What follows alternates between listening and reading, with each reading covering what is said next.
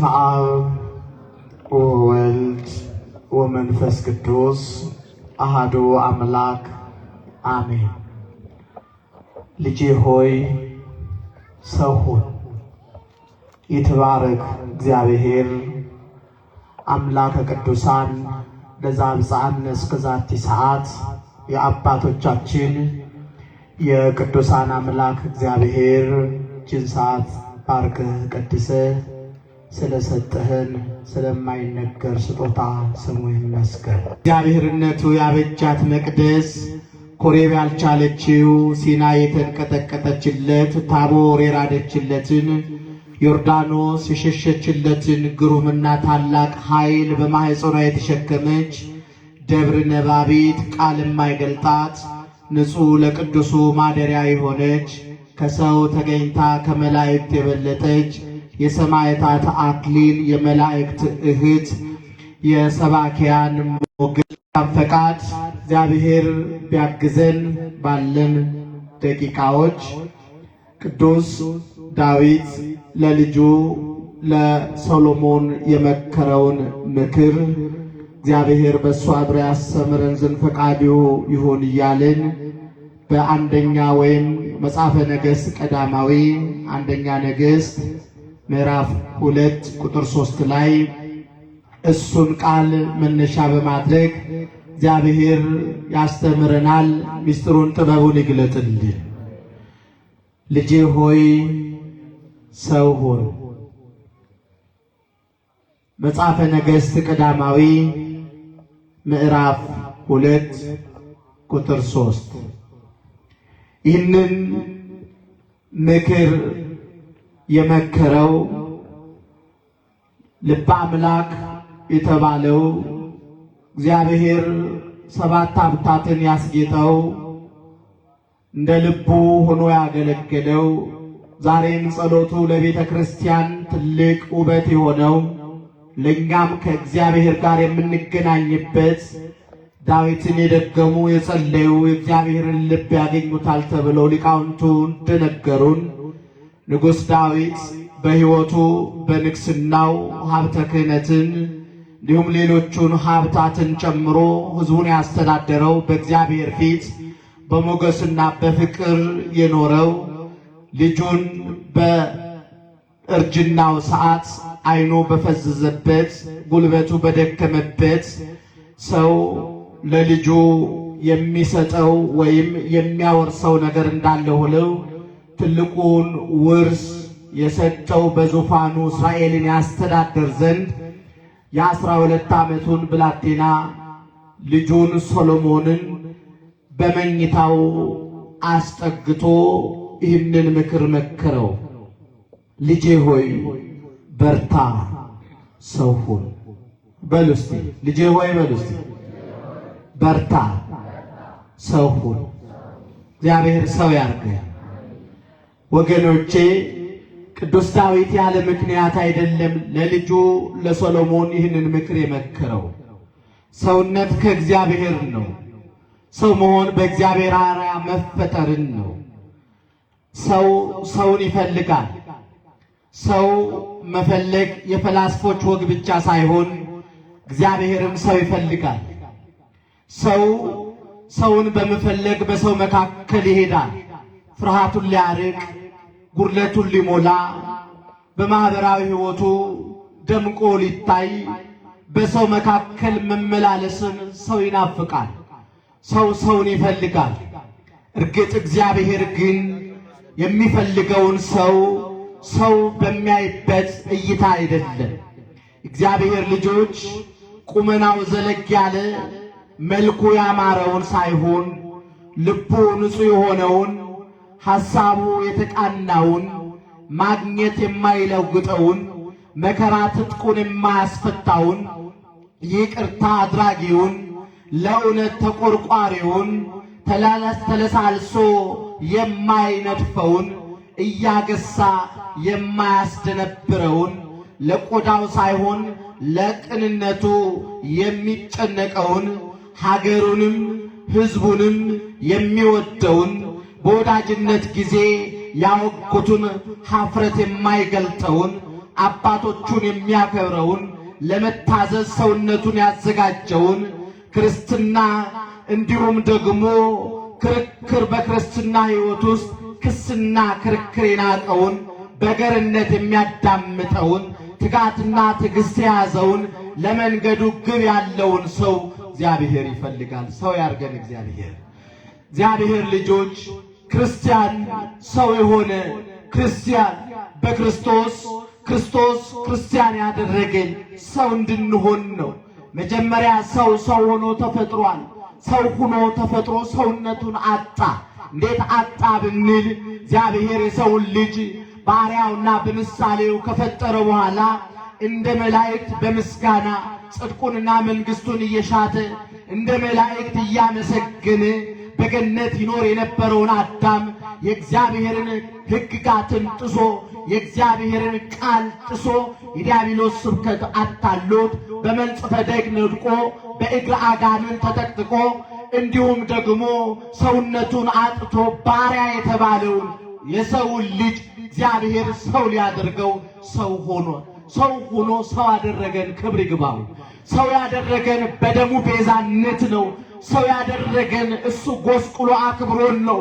ሰው ያደረገን በባርነት አፍረት ተጎናጽፈን አንገታችንን ደፍተን ዝቅ ብለን ስለኛ አንገቱን ደፍቶ ቀና ያደረገን ክርስቶስ ሰው ያደረገን። ክብር ይግባው።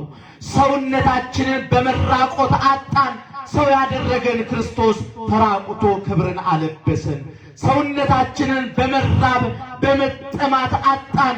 እርሱ ግን ስለኛ ተርቦ ስለኛ ተጠምቶ በመስቀል ላይ ተጠማው ብሎ እርሱ ደሙን አፍሶ ስጋውን ቆርሶ ሰው አደረገን። ክብር ይግባው። ሞገሳችን ክብራችን ክርስቶስ፣ ልብሳችን ውበታችን ክርስቶስ። ለእርሱ ሰው ሆኖ ሰው ያደረገን ሰውነታችንን ያጣነውን ሰው ሆኖ ሰው ያደረገን ክርስቶስ ዛሬም ሰው ይፈልጋል። ልጁ ጠቢቡን ሰለሞንን ልጄ ሆይ ሰው ሁን አለው። ምን ሁን አለው? ወገኖቼ ፈላስፎች እንኳን ሰው ይፈልጋሉ። እግዚአብሔር ብቻ አይደለም። ዲዮጋን የተባለ አንድ ፈላስፋ በዚሁ በፍልስፍና ትምህርቱ የሚታወቀው የሚደንቀው ብዙ ምሁራን ጥቅሱን የሚጠቅሱለት ዲዮጋን የተባለ ከዕለታት አንድ ቀን መብራት ወይም በዕለቱ የሚታወቀውን ሻማ አብርቶ በጠራራ ፀሐይ ገበያ መሃል ሰው በተሰበሰበበት ወዲያና ወዲህ ሲመላለስ አንድ ግብሩን የሚያውቅ ሰው ቀርቦ እንዲህ ብሎ ጠየቀው። ዲዮጋን አለው፣ ዛሬስ በቀትር ጊዜ መብራት ይዘህ በገበያ መካከል ትዞር ጀመር፣ ለምንድን ነው? ምን ሆንክ ደግሞ? ያንተ እብደትስ አይቆጠር አይለካ አይሰፈር አለው። እንዲህም አለው ዲዮጋን አጭር መልስ፣ ሰው አጥቼ። ምን አጥቼ? ወገኖቼ በሰው መካከል ሆናችሁ ሰው ያጣችሁ ጊዜ የለም። ችግራችሁን ሊያደምጥ ያልቻለ የልባችሁን መሻት ቋጠሯችሁን ሊፈታ በምክሩ እንኳን ወደ ልባችሁ ሊመልሳችሁ ይቅርና በችግራችሁ ላይ ችግር የሚያባብስ ችግራችሁን መልሶ ደግሞ እንዲህ ብሎ የሚያቆስል ሰው እንጂ ሰው ያጣን ብዙዎች አለን እኮ። ሰው አጥቼ አለው። እኛ በገመት ነው አይደለም። ግን ዲዮጋን ይህን ጥያቄ ለጥያቄው መልስ የሰጠው ሰው አጥቼ። ይህ የምታየው ሰው አይደለም። እኛስ የተሰበሰብነው ገበያ መካከል ህዝብ የሚተራመሰው ሰው አይደለም። ምን ማለት ነው? አይ እኔ ይህ እዚህ የተሰበሰበው የሚታየው ህዝብ ሁሉ ለኔ ሰው አልለውም። እንዴት? ምን ማለት ነው? የሰደብከን ነው አለው። ከሱ ጋር ሙግት ያዘው። ዲዮጋን እንዲህ አለው፣ ይህ ሰው የምታየው ህዝብ ከእውነት የራቀ ሐሰትን ያጸደቀ የራሱን ጥቅም ያወቀ ለግል ምኞቱ የተገዛ የሰው አካል የለበሰ ውስጡ በእውነት ከእንስሳ ያነሰ ስለሆነ ሰው አልለውም አለው። እግዚኦ ስንቶቻችን ሰውነት የጎደለን ኖር ይሁን። ሰው ያርገን እግዚአብሔር፣ ሰው ያርገን ወገኖች። ታዲያ አንተ የምትፈልገው ሰው እንዴት ነው ብሎ ቢጠይቀው ዲዮጋንም እንዲህ አለው፣ ለኔ ሰው ማለት የግል ጥቅሙን የማይሻ ሰውን እንደራሱ የሚያይ ሐሰትን የጠላ ለእውነት ያደላለን ሰው ነው። እግዚአብሔር እንዳይነት ሰው ይፈልጋል አይደለም። እግዚአብሔር ፈላስፎች እንኳን ወጋቸው በራሱ ሰውነትን ይሻሉ። ሰውነትን ወገኖቼ ሰው ሁን አለው። ዛሬም እንዲሁ ዳዊት ለልጁ ለሰሎሞን ልጄ ሆይ ሰው ሁን ብሎ የመከረውን ምክር ዛሬም ቤተክርስቲያን ሰው ትፈልጋለች። የተሰበሰበው ሰው ሁሉ እንደተሰበሰበ ነው። የህዝብ ቁጥር መብዛቱ ብቻ አይደለም፣ ሰው እንድንሆን ትፈልጋለች። ኧረ ሰው ያርገን እግዚአብሔር። ሰው በጎደለበት ክብሩን ባጣበት ማንነቱን በዘነጋበት ሕይወቱን በተወበት ተስፋ በቆረጠበት በሰው መካከል ሆኖ ሕይወቱ ባዶ ሆኖ በታየበት ሰውነቱን ላጣ ለወጣቶች ይበስ የራሱን ወግ ረስቶ የራሱን ባህል ዘንግቶ የእናት አባቱን ብሂል ትቶ ምዕራባውያንን ያከናነቡትን ሕይወት የለመደ የለበሰን ራሱን የዘነጋ ማንነቱን ለረሳ ሰው መሆንን ቤተክርስቲያን ታስተምራለች። ሰው ሁኑ ትላለች። ልጄ ሆይ ምን ሁን? ሰው ሁን።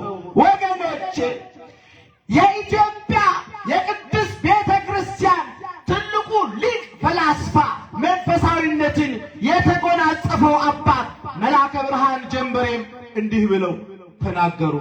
ባስተማሩበት ትምህርታቸው ንግበር በአርአያነ ወምሳሌ፣ ሰው በምግባራችን እንደኛ በምሳሌያችን ሰው እንፍጠር፣ ሰው እንስራ አሉ።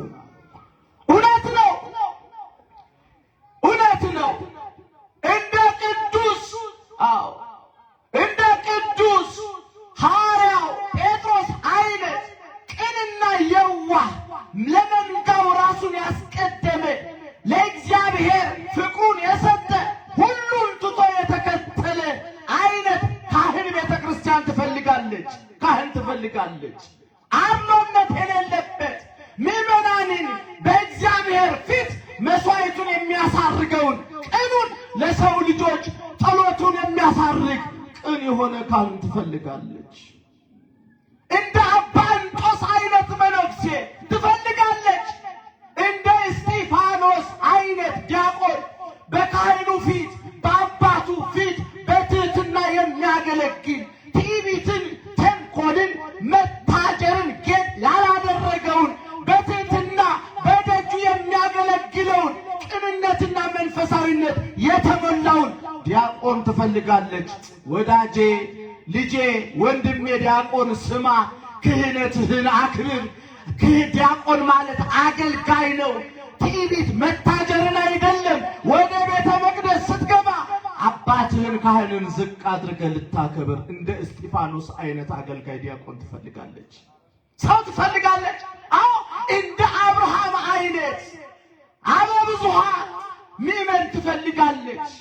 ለቤተ ክርስቲያን በእምነት በአሚነ እግዚአብሔር ጸንቶ ለሥላሴ እንግዳ መቀበልን ገንዘብ አድርጎ ሥላሴን ቤቱ ያስተናገደ አማኝ ክርስቲያን አማኝ ሰው ቤተ ክርስቲያን ትፈልጋለች።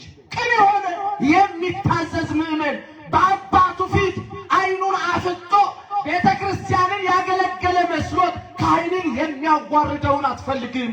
ቅን ሆኖ ታዛዥ ሆኖ ከመስቀሉ ስር ተንበርክኮ የሚያገለግለውን ምዕመን ትፈልጋለች።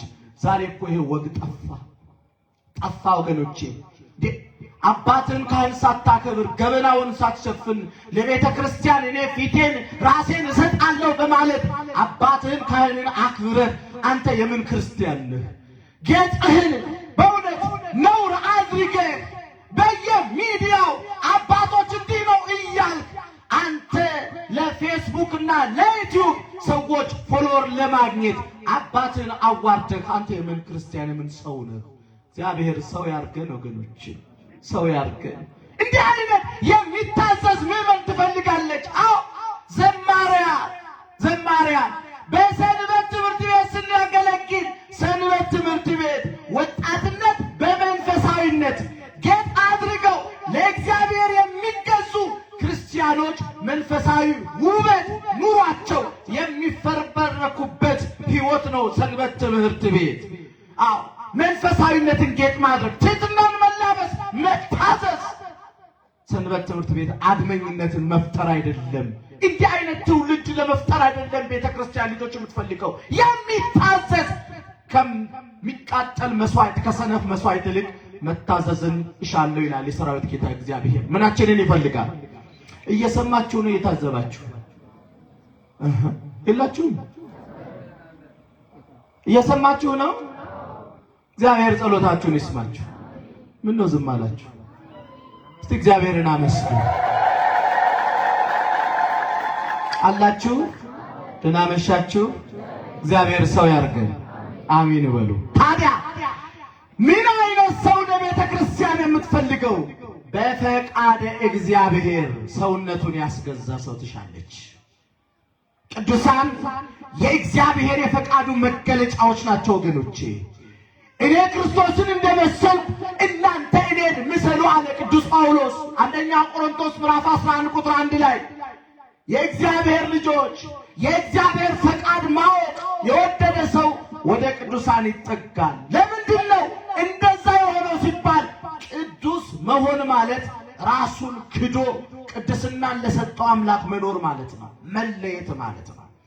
ከፈቃድ ዓለም ከአጋንንት ከእነዚህ ተለይቶ ለእግዚአብሔር ፈቃድ ማደር ነው። ፈቃደ እግዚአብሔር ራስን መካድ፣ ሰውነትን አሳልፎ ለእግዚአብሔር መስጠት። ስለዚህ መሻትን መቁረጥ ማለት ነው። ምን? ፈቃደ እግዚአብሔር። የቅዱሳን ሕይወት ቅዱስ ያሰኛቸው ፈቃደ ሥጋቸውን ትተው ፈቃደ እግዚአብሔርን ሰውነታቸውን ስላስገዙ ነው።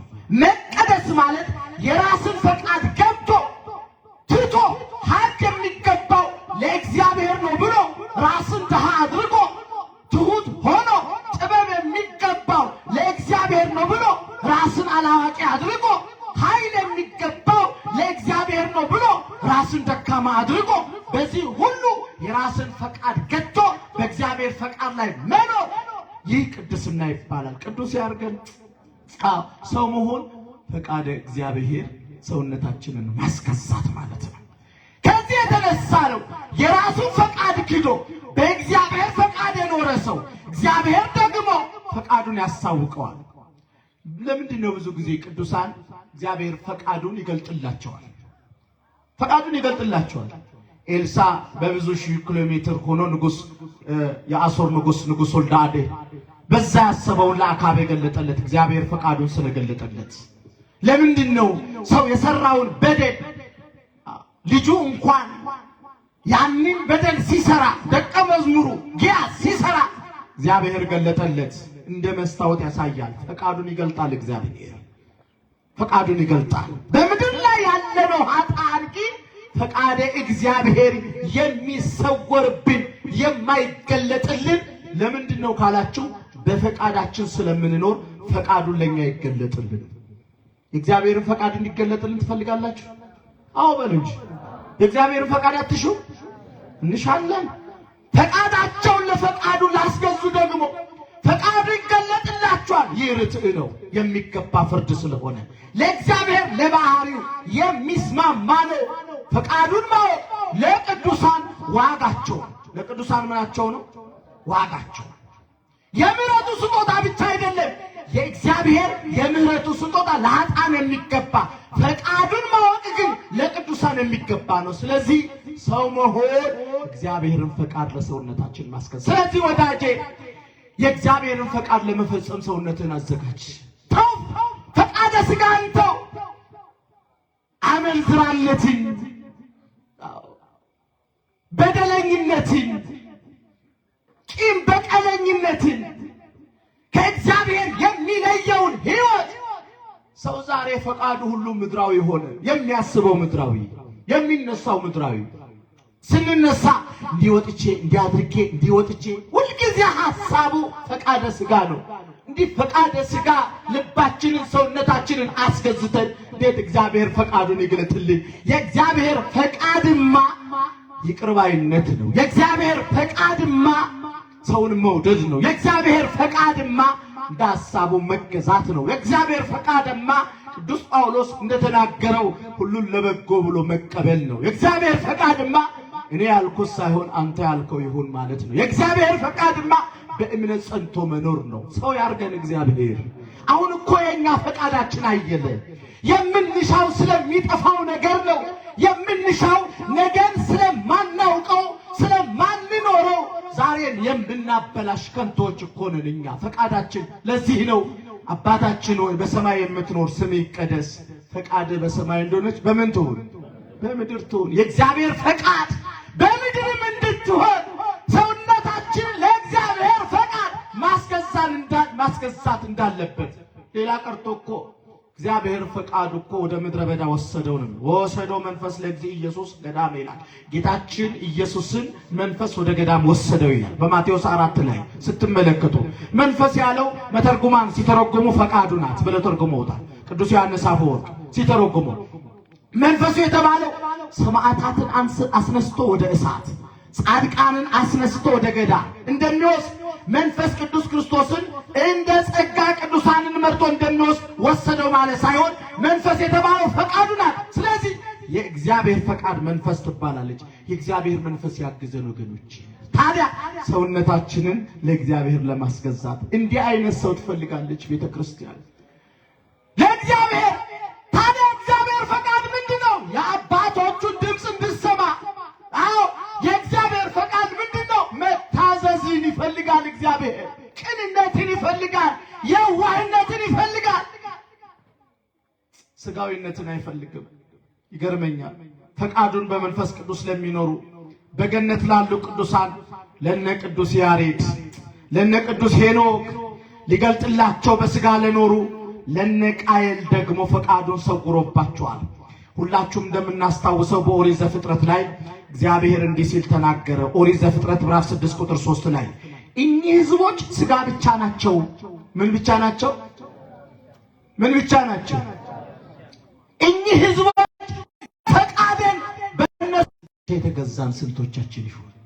ነፍሶቻችንን ረስተን ነፍሳችንን ረስተን ለፈቃደ ስጋ ራሳችንን አስገዝተን ስጋ ብቻ ናቸው ያሉት ቅዱስ ጳውሎስ በገላትያ ምዕራፍ 5 ቁጥር 20 ላይ የስጋ ፍሬዎች ይላቸዋል። እነዚህ ትዕቢት፣ ተንኮል፣ ምቀኝነት፣ ክፋት፣ አድመኝነት እግዚአብሔር የማይመቹ በወንድሞች መካከል ጠብን መዝራት እግዚአብሔር ነፍሱ ትጽየፈዋለች መጽሐፍ ነው የሚለው። እንዲህ አይነት የስጋ ሐሳብ ነው። እንስሳዊነት ነው። የመንፈስ ፍሬ መንፈሳዊነትን ጌጥ ማድረግ፣ ጽድቅን መሻት፣ ይቅርባይነት፣ ትዕግስትን፣ ይቅርባይነትን፣ ፍቅርን፣ መዋደድን እነዚህን የመሳሰሉ የመንፈስ ፍሬዎችን የእግዚአብሔር ፈቃድ መፈጸምን ይላል። ስለዚህ የእግዚአብሔር ፈቃድ ቅዱስ ጴጥሮስ እንደተናገረው መጠጥን፣ ዝሙትን፣ ስካርን ንቆ ወድቆ ማደርን ለፍላጎት መኖርን ለፈቃዳችሁ የተጋዛችሁት ቅኔት ይለዋል። ባርነት የራሱ ባሪያ የሆነ ሰው ዳግም ሰው ለሁለት ጌቶች አይገዛም። የራሱ ባሪያ የሆነ ሰው የለም። በሱስ ባሪያ የሆነ ለፈቃዱ ባሪያ የሆነ ያንን ነገር ካልቀመሰ አይኑም ማይገለጥለት በእጽ ራሱን የሰወረውን በሱስ ራሱን የሰወረውን ወዳጄ ከፈቃድህ ውጣ፣ የእግዚአብሔርን ፈቃድ ሰውነትን አስገዛ፣ አይንህን አንጻ፣ ከፈቃድ ሰውነትን ይኸውልህ በሱስ ተጠምደ በፈቃደ ስጋ ራስን ሰውረ እግዚአብሔር ፈቃዱን አይገልጥልህም። ፈቃዱን እንዲገልጥልህ ፈቃደ እግዚአብሔርን ሰውነትን አስገዛ። እግዚአብሔር ሰው ያርገን ወገኖች። ስለዚህ ቅዱሳን ቅዱስ የተሰኙት ፈቃደ እግዚአብሔርን ሰውነታቸውን ስላስገዙ ነው። በእውኑ አለ ትንቢተ አሞጽ ላይ በእውኑ እግዚአብሔር ለወዳጆቹ ለነቢያት ሳያማክር የሰራው ነገር አለና? አያችሁ ምን ያህል እግዚአብሔር ፈቃዱን ለነቢያት ለሐዋርያት ዛሬም እንዲህ እኮ ነው። ዘላለማዊ ሕይወት የሆነውን ስራቸውን በእሱ የሚያምን የዘላለም ሕይወት አላቸው፣ ሞት አያገኛቸውም እንደተባለው ስራቸው ይገለጣል። ለቅድስት አርሴማ ዛሬም ስራቸው ለኛ ፈውስ ሆኖናል። ክብር ይግባው ለስሙ። አዎ ለቅዱስ ጊዮርጊስ ዛሬም የእግዚአብሔርን ፈቃድ ሰውነታቸውን ስላስገዙ ይሁላቸው ሰውነታቸውን ስላስገዙ እንዲህ አይነት ሕይወት ኖረዋል። ስለዚህ እግዚአብሔር ምን ያርገን? ሰው ያርገን። እየሰማችሁ ነው ወገኖች? ሰው ያርገን። ሁለተኛው ሰው ለቤተ ክርስቲያን የሚያስፈልጋት እንዴት ነው ካላችሁ በእውቀት የበለጸገ ሰው ትፈልጋለች ቤተክርስቲያን። ምን ለማለት ፈልጌ ነው ክርስቲያኖች? በእውቀት የበለጸገ ሲባል ሁለት አይነት እውቀት አለ። የሰው ልጅ በራሱ በተፈጥሮ በሰውነቱም እግዚአብሔር በሰጠው ጥበብ በምድር ላይ ባለው አእምሮም በጥበብ የሚያሳድግበት ምድራዊ ነገሩን በስጋ እያሳደገ እውቀት ስጋዊ ይባላል። እሱ በእውቀት መማር የተማረ ሰው ዘመኑን ይዋጃል። የተማረ ሰው እጅግ በጣም ጊዜውን በመዋጀት ይሰራል። ቤተክርስቲያን እውቀት ስጋዊ ያለው ሰው ትፈልጋለች። ግን እውቀት ስጋዊ አንተ ዶክተር ብትሆን፣ ኢንጂነር ብትሆን፣ ሳይንቲስት ብትሆን፣ የትኑ ምጡቅ አእምሮ ቢኖርህ እግዚአብሔርን መፍራት መንፈሳዊነትን ጌጥ ተግባር ካላረክ ላንተ ከንቱ ነው። መጽሐፍ እንዲህ ነው የሚለው፣ የጥበብ መጀመሪያ ማንን መፍራት ነው? የእውቀት መጀመሪያ ማንን መፍራት ነው? ስለዚህ ቤተክርስቲያን በእውቀት ያደገን ሰው ትሻለች፣ አዋቂን ሰው ትፈልጋለች። እንዴት ሲባል እውቀት ስጋዊም እውቀት መንፈሳዊ ያዘን ሰው ትፈልጋለች። እውቀት ስጋዊ እውቀት መንፈሳዊ ወገኖች፣ እውቀት ስጋዊ እውቀት መንፈሳዊን አይገልጥም። አንተ ኢንጂነር ዶክተር ብትሆን ጥበብ መንፈሳዊ በውስጥ ካላደገ መጥቼ እኔ ዓለማዊን ዘመን ተምሬያለሁ ማኔጅመንቱን አውቃለሁ ብለህ ቤተክርስቲያን መምራት አትችልም። ቤተክርስቲያን ራሷ ጥበብ አላት አትችልም። ለምን? እውቀት መንፈሳዊ ያስፈልጋል። እውቀት መንፈሳዊ ዛሬም ተማሪዎች በዩኒቨርሲቲው የሚማሩት እውቀት ስጋዊ ሊገበዩ ቤተሰቦቻቸውን ትተው እንደ ገዳም የሆነውን ህይወት ሲኖሩ እውቀት ስጋዊ ነው። ካወቁበት ደግሞ እውቀት መንፈሳዊ ያድጋሉ። እዚህ እንደተሰበሰ ሁሉን ትታችሁ እግዚአብሔርን እንደምትሰሙ ይህ እውቀት መንፈሳዊ ማንን መፍራት ነው? ያልታደለማ በስጋው ነው ያለው። የስጋ ምኞቱን እየፈጸመ ነው። ከትምህርት ገበታው እናት አባቱ ተማርልኝ ብሎ ቢለው አሁን ነፃ ነኝ ተፈታው ብሎ የሚኖርበትን አሻሻ ገዳሜ እያለ እግዚአብሔርን እያሳዘነ ነው ያለው። ለዚህ ነው ወጣት በወጣትነቱ የተቀሰፈ ያለው። ለዚህ እኮ ነው ከእግዚአብሔር ሕዝቤ እውቀት ከማጣት የተነሳ ጠፋ ይላል። እውቀት የሚለው እግዚአብሔርን መፍራት ነው። እውቀት እግዚአብሔር ነው። አዋቂው ማን ነው? ጥበብ ማን ነው? እግዚአብሔር። አልበርት አንስታይን እንዲህ አለ፣ በስጋዊ ጥበብ የታወቀ ከፈላስፎች ቁንጮ የተቀመጠው ፊዚክሱን እጅግ ቀመር ያስቀመጠው አልበርት አንስታይን በአንድ ወቅት እንዲህ ብሎ ቀመሩን አስቀመጠ። አንድ ዩራኒየም ማንኪያ ዓለምን ትለውጣለች አለ። እውነት ነው። ተመለከተ። ያ ከአፈር የተመራመረ እውቀቱን ቀመሩን ባስቀመጠበት ሰው ለቴክኖሎጂ ርቀት ለዛሬ መድረስ ትልቁ ዩራኒየም ትልቁን ድርሻ ይወስዳል። ታዲያ እርሱ አዋቂ እውቀት ብቻ ነው የሚያድነው ከሚለው ግኖስቲሲዝም የሚለውን እምነት ከሚያራምዱት ፈላስፎች አንዱ ነው። እውቀት ብቻ ነው የሚያድንህ፣ ካላወቅ አትድንም ይላል። መጨረሻው ላይ እሱ የሰራው እሱ የቀመረው መልሶ ሰዎች ባሩድ ሰርተው ሲጠፋፉበት አየ። በስተርጅናው ምን እንዳለ ታውቃላችሁ? ሊሞት ሲል ዓለማወቄን አሁን አወቅኩት፣ እውቀት ለካን አንድ ኃይል አለ እሱም የፈጠረን እግዚአብሔር ነው ብሎ አምኖ እንደሞተ ይናገራል። አመስግኑት፣ እግዚአብሔርን አመስግኑት። ይላችሁ የትኑ ያህል ምርምሩ ላይ ብትቀመጥ ያንተ ጥበብ የትኑ ያህል ቢደርስ እውቀት መንፈሳዊን ካልጨበጥክ ሰው አይደለህም አንተ። እውነት ነው እኮ እግዚአብሔርን መፍራት ገንዘብ ካላደረግ አንተ ኢንጂነር ሁነህ የምታስቀምጠውን ኳንቲቲ ያንን ደምረ ያስቀመጥከውን ለመብላት ብለህ ብረቱን አሳንሰህ ያንን አስቀምጠህ ብታስቀምጥ ፎቅ የተሰራው ደርምሶ ሰው ቢያጠፋ እግዚአብሔር መፍራት በውስጥ ስለሌለ ለስጋ ስላደርክ ለጥቅም ስላደርክ ምንም አይደለም። ዶክተር ብትሆን ሐኪም ብትሆን እውቀት መንፈሳዊ ራስን ካላስገዛ እግዚአብሔርን መፍራት ካላስቀደም ሰው ቢሞት ባይሞት ምን ጨነቀህ? የመንግስት እዚህ መርዳት እየተቻለ ገንዘብ ወደሚከፈልበት እዛ ሂድ ብለህ ብትመራ ምን ይገርማል? ይሁላችሁ ወገኖቼ እግዚአብሔር በሰጠ ልታገለግል እጅን አንስተህ በማልክበት ህዝብን ልታገለግል እግዚአብሔርን መፍራት ከፊት ካለ እግዚአብሔር ይቀድምላል። ወዳጄ ለሥጋ ብቻ ካደላ አንተ ሳትበላ ሞት ይቀድምሃል። ለምን ሞትበት ዘመን ክፉ ለሆን እግዚአብሔር ዕውቀት ጥበብን ሰጠን ራሳችንን ድሃውን ለምን በድል እንዲህ አይነት ሰው አትፈልግም ቤተክርስቲያን። ዕውቀት ያለውን ሰው ትፈልጋለች። አባ ጊዮርጊስ ዘጋስጫ ኢትዮጵያዊ ቄርሎስ የተባለው ሰዓታቱ ላይ ሲያስቀምጥ የሚገርም ዛሬ ኢቫፖሬት ብለን የምንማረውን ስለትነት እንዲህ አለ። በተነግሜ ረቂቅ ዘያቁሮ ለማይ ወያወርዶ ስተኖሃ ሰማይ የትነትን እንዴት አድርጎ እግዚአብሔርን ያመሰገነበት ስለ ኢቫፖሬሽን ያስቀመጠበትን ስንመለከት ጉምን በተንከው በሰማይም አቆርክ አቀዘቀስከው ወደ ምድርም ውሃ አድርገህ አወረድክ ቅዱስ ቅዱስ ቅዱስ እግዚአብሔር ብሎ ያመሰግናል። ለልብላችሁ እግዚአብሔርን አመስግኑ። የቤተ ክርስቲያናችን ሊቃውንት እንዲህ አይነት ዕውቀት ነበራቸው ወገኖቼ። ዕውቀት ሥጋዊ ዕውቀት መንፈሳዊን ሊገልጥ አይችልም። ዕውቀት መንፈሳዊ ግን ዕውቀት ሥጋዊን ይገልጣል። ሰው ሆነ እባክህ ያንተ መማር ያንተ ማወቅ ያንተ ዘመናዊነት ያንተ ተሻጋሪ ዕውቀት መኖር ምናልባት ሥጋዊ ሕይወትን ሊለውጥ ይችላል። እርካታ ግን አታገኝም። እርካታ ሰላምህ ክርስቶስ ስለሆነ ሰው የሆነው ክርስቶስ ሰው እንድትሆንለት ይሻል። ለምን እርሱን